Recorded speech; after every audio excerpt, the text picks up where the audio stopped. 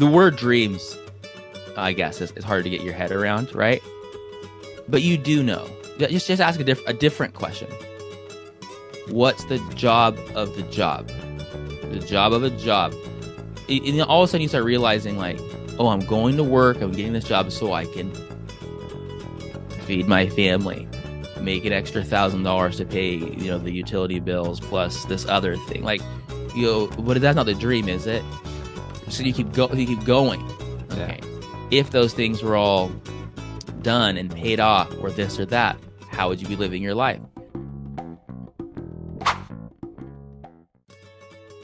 Welcome to Habit Masters. I'm Jeff. I'm Sheldon. Today you're joining us for part 2 with Richie Norton. We're so excited about this episode. He actually goes into depth on a question for me specifically. It was kind of like my own coaching session for the end of this episode.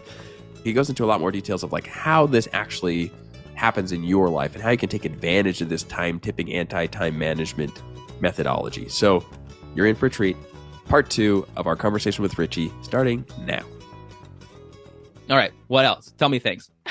Sheldon, I can see your mind churning. He's stewing on it. Stewing on it. Ultimately, if we can radically change our identity, right? How we see ourselves, then the behavior and actions will follow, I feel like, right?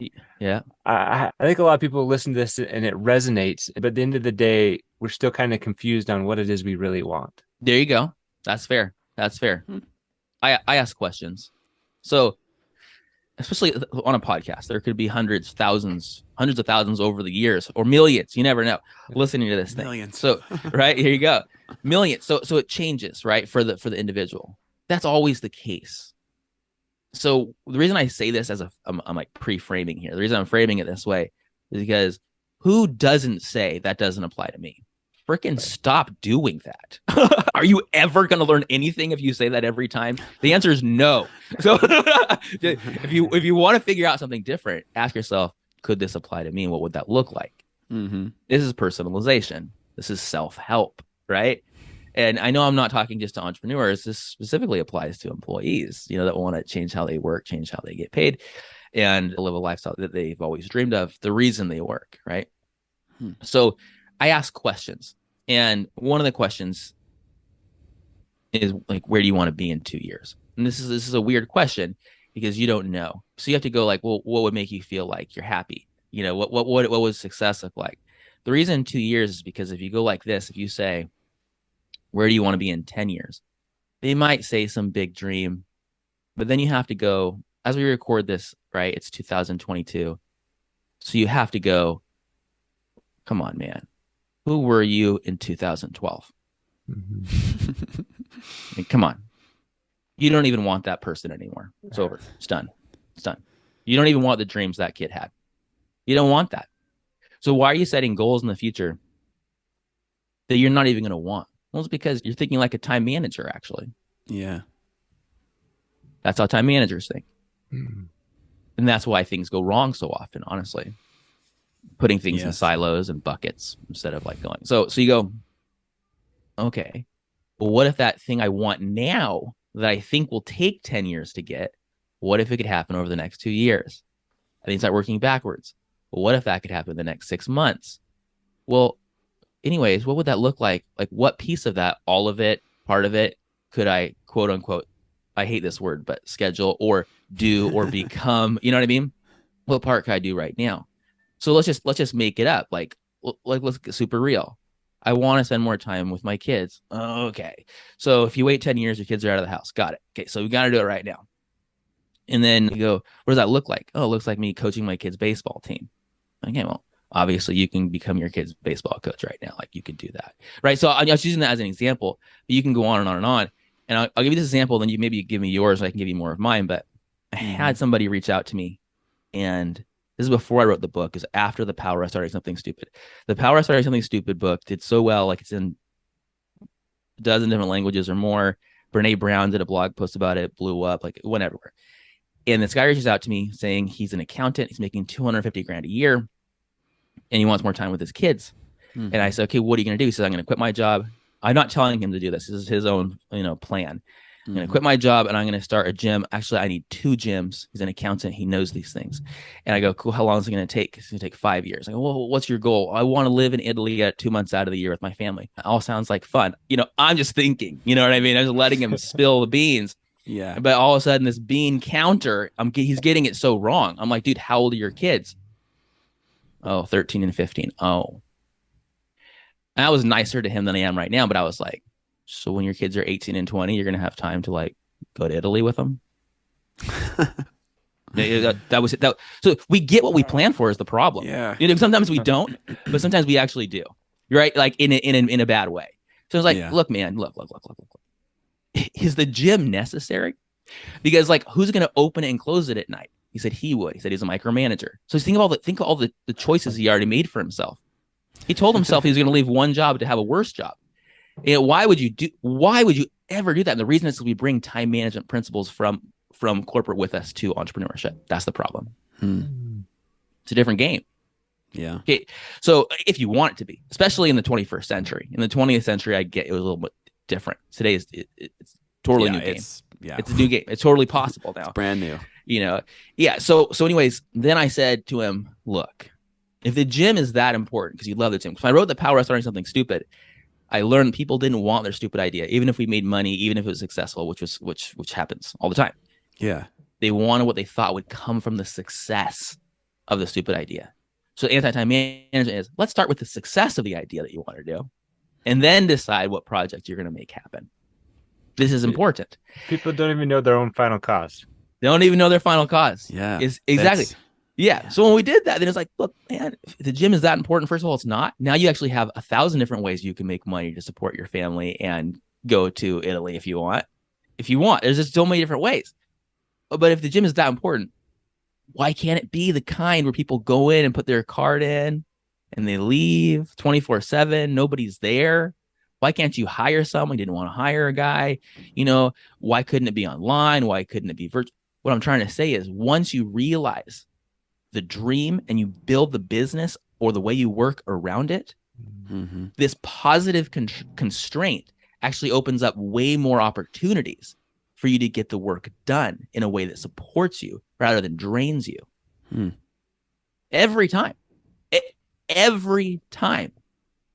And I say every time, like definitively, because it's already working that way. If you said, I am going to be at work for these many hours, and when my boss tells me to stay later, or I'm going to pretend like I'm working longer so it looks like I'm a hard worker, even though your boss, the executives I talk to, they say, why is that person here longer? Are they dull? What's wrong with them? Why can't they get it done in the time they're had, right? So like when you start getting really into it, you go, you're already putting 80% of your time in a way that only leaves the sacrifice of your family.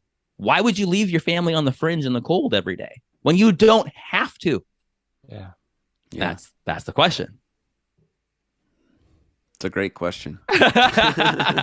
You've mentioned living from the dream, like find the dream and live from that rather than trying to like build up to achieve the dream. Right. Yes. And you've said kind of that same thing like 4 or 5 times until just now. I feel like I finally got it. Good. Right. Yeah. People, oh, I don't know what my dreams are. It's not the word dreams, I guess, is hard to get your head around. Right. But you do know. Just ask a different question. What's the job of the job? The job of a job. And all of a sudden you start realizing like, oh, I'm going to work. I'm getting this job so I can feed my family, make an extra $1,000 to pay, the utility bills plus this other thing. Like, but that's not the dream, is it? So you keep going. Okay.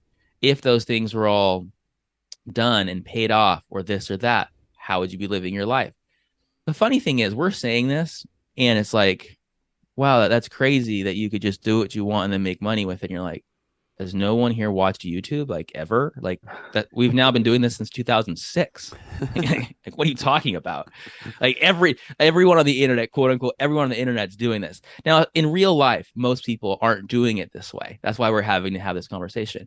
And in real life, most people are not going to be influencers and making their money like from being a personality. In fact, there's tons more money like being behind the scenes. Even I work with Hollywood people and I work with rock star people. No joke. They know that sadly, they know they're puppets for a billionaire. They know that. Like, so like you gotta like realize at some point, what's the life you want? Mm-hmm.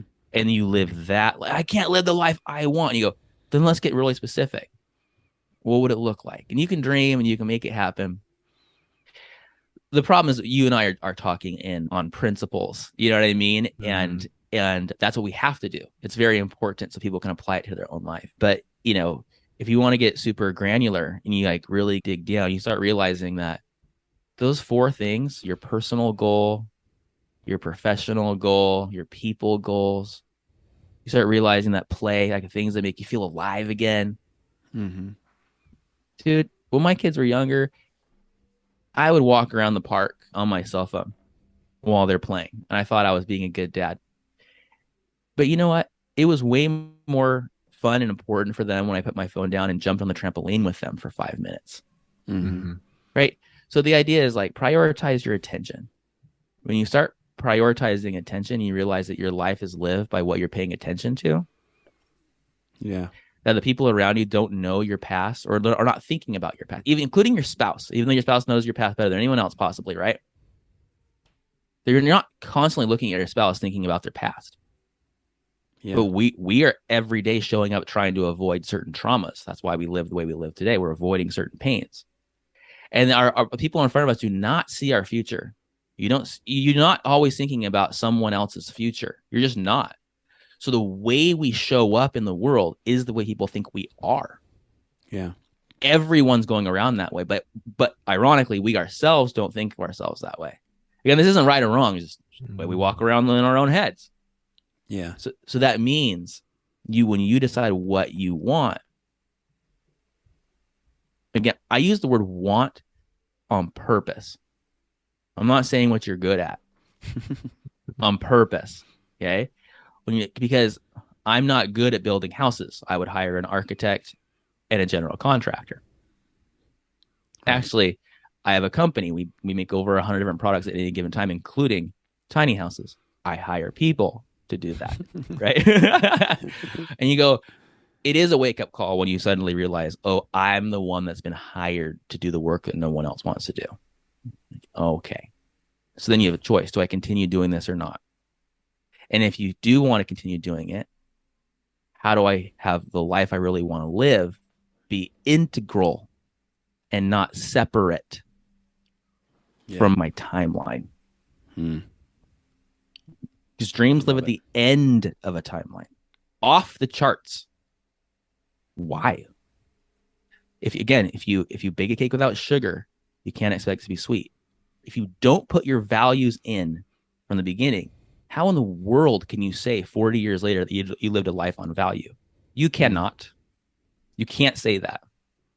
You have to say you lived a life on value from values if you lived them from the start or in the middle. Somewhere in there, the sweetness has to be there. Yeah. It has to.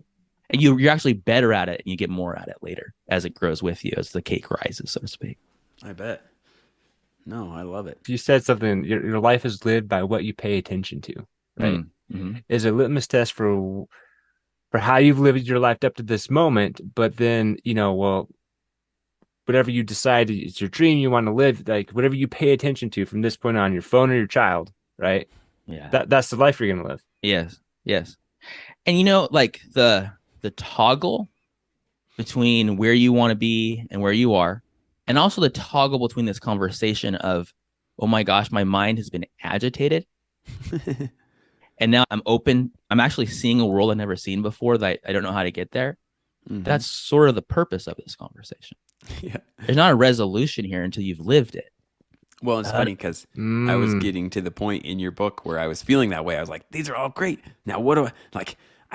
I'm not grasping it. And then it's really coming to realization for me that that's the point, is to open up the door, right? Or open the windows to a whole new world of possibility. Yeah. And that's what probably makes you a great coach, honestly, is like well, the book is written as if it's like being coached, because I'm like, it is where's written. the answer, Richie? Where's the answer? And then you're like, it's you're written the like answer. being coached. It's written like being coached. And after every chapter, there's specific, you saw, right? Specific activities that help people do it. So when someone does it, it doesn't have to be in order. It's kind of evergreen. You can pick and choose where you want to go, where you want to start, but it's a toolbox. So when someone actually does it as they're reading it, like things change. I'll make this super real. So someone will call me or reach out or whatever the situation is. And they'll say, this is before we've worked together. This is classic new entrepreneur and old ones too, by the way. They'll go, I've been working on this thing for a year. I haven't made any money. You know, wow, it's so depressing, right? You know, there's only one question to ask. There's only one honest question to ask. And the honest question is, when's the last time you asked someone to pay you? And that's when the conversation ends, because they never asked anyone to pay them. And then you go, so hold on. Now let's get happy again. If you think that work means money, you haven't worked a day in your life, have you? You haven't. I don't think work means money. I think work is work by itself. But if you equate work with money, you have to do sales activities, my friend. So what does it take to make a sale? Is it a phone call? Is it on the internet somehow? Is it you're swiping a card? Are they tapping your card when you're in like some parking lot? You know what I mean? And on that little device, like, you know, you go on and on. And once you start realizing, if someone's saying, oh, I haven't made money, you go, oh, we're not talking about work, are we? We're talking about sales activities. Once you realize you got to work with 10 people to get one to buy, you start, you know, it depends on the business. Then it changes because you're off the hook. It's not that the business didn't work, people didn't like it. So you never asked someone to pay you. Yeah. Oh, I thought they'd start beating down my door. It's not the way it works, man. You know, it's just not the way it works. And then you go, oh, so you're telling me if I start asking people to like pay me, and then you start doing that more and more and more, then these things will happen. Like, yeah. And so, like, guys, like that's the exact same thing with anti-time management. Like, if you're saying I haven't done this thing yet, you literally haven't tried, because it works 100% of the time. How could it not work? I want to go to the beach with my family. You go to the beach with your family, and work still gets done. It is impossible not to work. And then if there's hard things between the work and the thing you're doing, you got to iron that out. But it works 100% of the time, because 100% of the time it's working, you are actually doing it always. Like, how could it not work? Like, oh, I'm so busy. I have this service. I have this calling. I have to do this thing. First of all, you chose that. Second of all, I get it.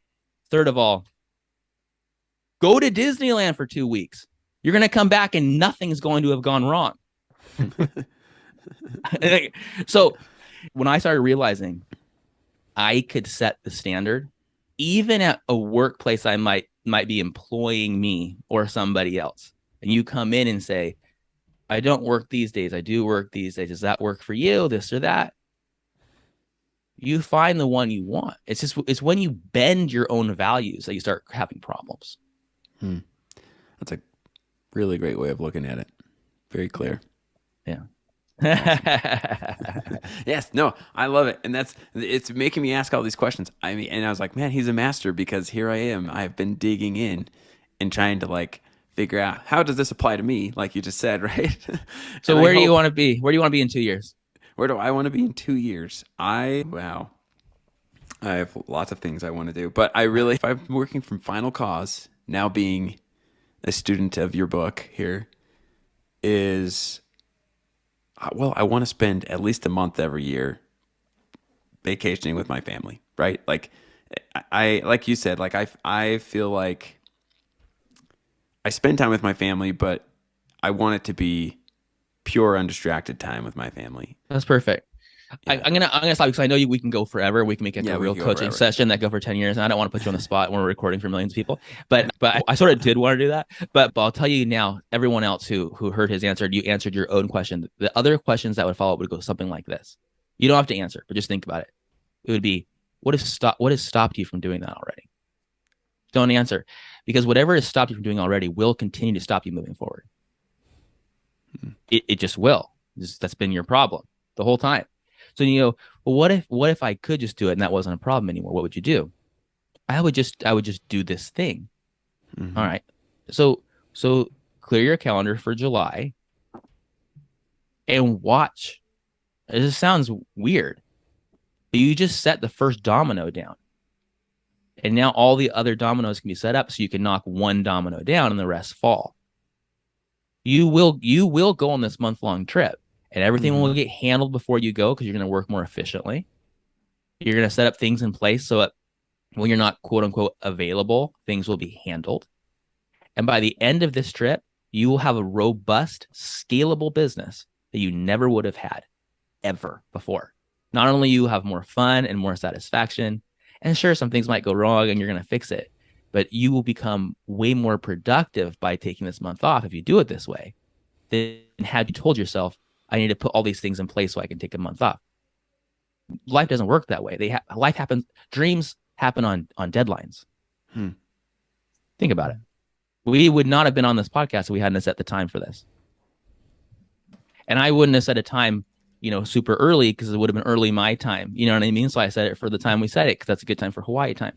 So when you're working with other people dynamically, other entrepreneurs, other solopreneurs, you're actually working with other owners, people that care, that want to get it done, that are going to pick up the pieces.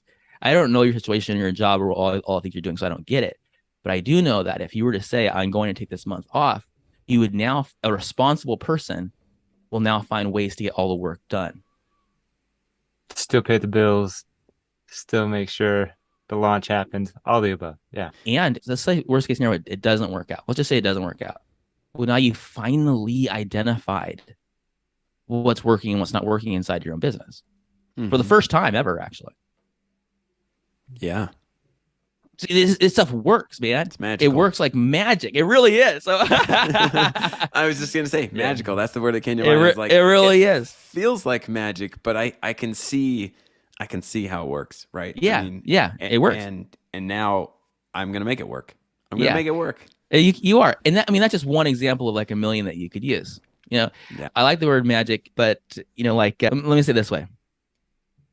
Time tippers treat time the way Marie Kondo treats closets and clothes and other things like tidying up. Like we treat it with care. We treat it with this, like to bring it full circle, like be super real. Like who cares what you do at work? It's important and you love it. But like when you lose people and people get sick and your parents get unhealthy, pass away, who cares? Your family deserves that month, bro. Yeah. Are you kidding me? And your work can take the hit, but it's not going to. It's going to grow. I mean it that much. I mean it that much. Yeah. That's a great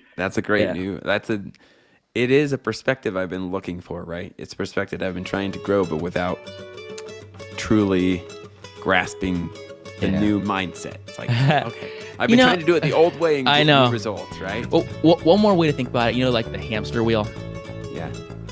Anti-time management is a way for the wheel to if you're the hamster, anti-time management is a way for you to exit the hamster wheel but keep it spinning. That's what this is. I love it. Well, Sheldon, anything else you want to ask? We've taken more time than we promised. I love you guys. That was so real and fun. You guys are awesome. Oh my gosh. That was fun. This is amazing. No, thank you so much, Richie. Like I've been loving the book. I really have, and all stuff that I've said is legit. Thank you. I'm No, you guys are feeling awesome. A lot of growth. I have a ton of respect for you guys too, and this has been a really good conversation. So thank you so much. My last thing is there anything we can do for you? I mean, keep doing what you're doing. I'd love to hear you message me later how trying these principles, how it worked out. You know what I mean? And maybe we can do a follow up. But anyone who wants to learn more or get really specific on these things that I've talked about, of course, it's anti-time management. It's at Barnes & Noble, Amazon. If you go to richienorton.com/time, richienorton.com/time. There I have just a whole set of worksheets and tools and videos and emails that take you step by step to implement these things. So you don't have to think about it as philosophically as I've been talking about it, but you can make it very specific to what you're trying to do. Okay. Excellent. Done. Actually, we did that. I went to richienorton.com/time. Oh, good. Started this before the show even because I was listening to your book. I got to do this. Yeah, it's good stuff. Yeah, This is awesome. Thank you so much, Richie. It has been a pleasure. Absolutely. Love you guys. Love you guys No, so yeah. much. That was really fun. Thank you.